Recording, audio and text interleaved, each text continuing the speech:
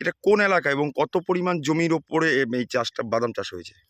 এটা জাকইগুনা মৌজা, বারোঘড়িয়া অঞ্চলের অন্তর্গত, ধূপগুড়ি থানা। এটা আনুমানিক প্রায় ১৫০ বিঘা বাদাম চাষ হয়েছে। কীরকম খরচ এবং কতটা লাভ হয়? এখানে বিঘা প্রতি আমাদের ৬-৭ হাজার টাকার মতো খরচ হয় এবং ভালো যদি বাদাম উৎপন্ন হয় তাহলে বিঘা প্রতি ৪ কুইন্টালের মতো বাদাম হয়। হঠাৎ নদীর চরটাকে বেছে নেওয়ার পেছনে কারণটা কি?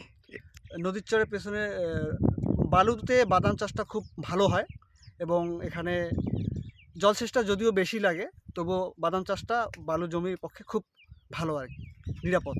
তাই এই জমিটাকে মানে নদীর কি মোড় ঘোরার জন্যই কি এই জায়গাটাকে বেছে নেওয়া হয়েছে? না, না, এটা না। এটা আমরা আগে থেকেই ওদিকে আমাদের জমি কম ছিল। এটা আগে তো বাস্তু জমি ছিল। এখানে আমাদের দাদা বাবাদের বাস্তু ভিটাই ছিল। তখন নদী ভাঙানোর পরে ওইদিকে চলে গেছে, বাঁধের ওই পারে। এখন এগুলো সবারই নিজেরই জমি, তারা চাষ করতেছে।